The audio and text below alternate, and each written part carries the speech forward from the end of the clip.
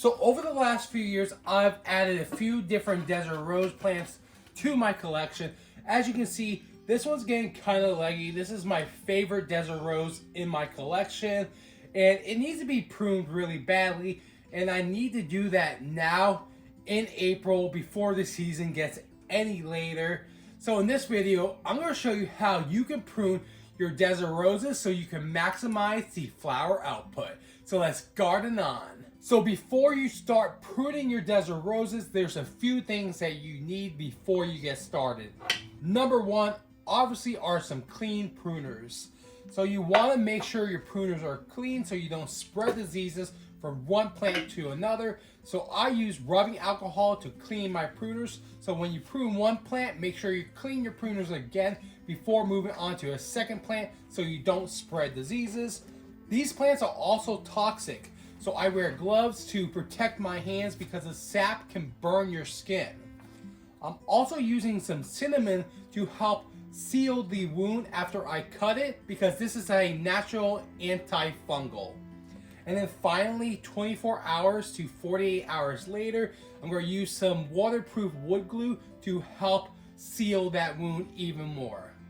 So you might ask, why do you need to prune your desert roses?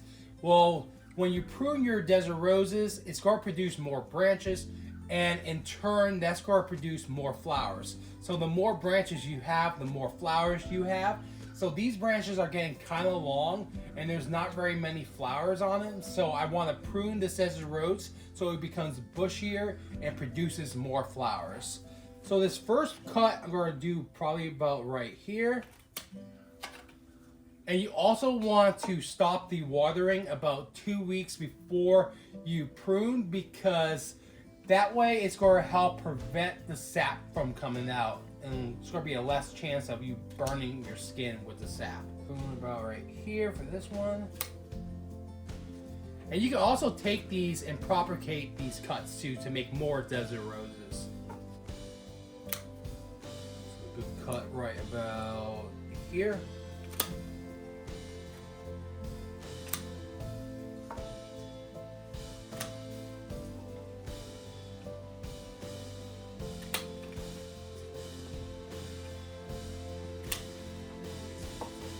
Pretty hard prune. Now we're going to take the cinnamon, put the cinnamon on the cuts to help protect them. Alright guys, so I just pruned this first desert rose.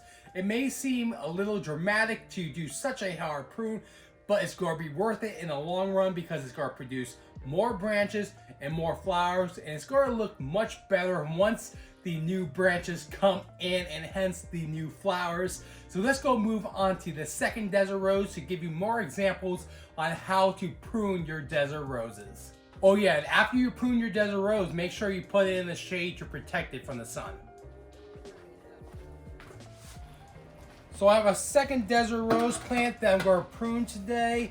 I also want to let you guys know that you shouldn't prune your desert roses and repot it in the same day.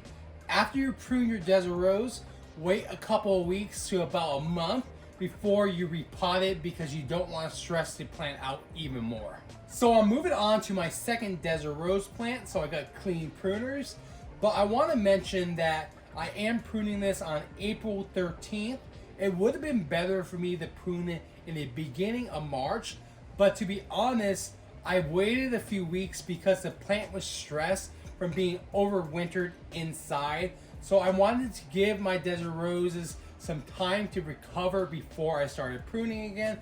That's why I'm pruning now in April, but it's still okay. It just would have been better to prune a little earlier if my plants weren't so stressed. Pretty much the same way I did the first time.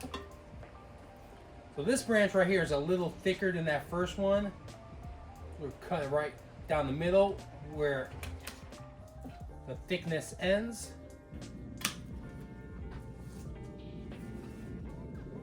Also cut this one about right here. And then leave this one. So here's the second plant. Again, we want to put this in the shade so these plants can recover, but let's put the cinnamon on this plant before we move on to the next. Make sure you spread these cinnamon evenly across the wound. Cover the whole thing. So again, this is going to help prevent fungal diseases. Going, how you gonna tell me I gotta stop? Start another trend, and if you wanna get in on the ground floor, then what you holding up the wall standing around for? Call up my people and I know what they down for. We can stay up all night long, land home around 4. I'm on the land from my daytime lifestyle. We be going ham like cheese in a slice style. There's something about the nighttime like to feel nice out. So if you're still at home, I'm right outside the door like knock, knock, knock. Who's there? Yeah. First name, put your last hands in the air. Yeah, yeah. Knock, knock, knock. Who's there? First name, put your hands in the air. Yeah. Hands held high, raise them up to the sky. Never let them blow, only thought you should know. Hands held high, raise them up to the sky. Never let them blow, only thought you should know. Hands held high, raise them up to the sky. So and then 24 to 48 hours later, I'm going to add this waterproof wood glue to help seal these wounds. Good morning guys. So it's been 48 hours later. All the cuts on my desert rose plants have completely dried out. So now it's time to add the wood glue. Alright guys, so you might be wondering, why am I using wood glue? So the wood glue acts as a protective barrier to help seal the wound. So we want to keep things like moisture, dirt, pests, and fungal spores out of these plants. See, desert roses are very susceptible to rot, so the wood glue is going to help seal these wounds and help keep the moisture and humidity out so they stay nice and healthy as they heal. So I'm just going to put the wood glue all around where I pruned the plants. So this is wood glue number 3. It's a waterproof wood glue, which is really important. I would try to keep these plants out of the open, put them in the shade under some cover so they don't get wet as this glue is healing and drying.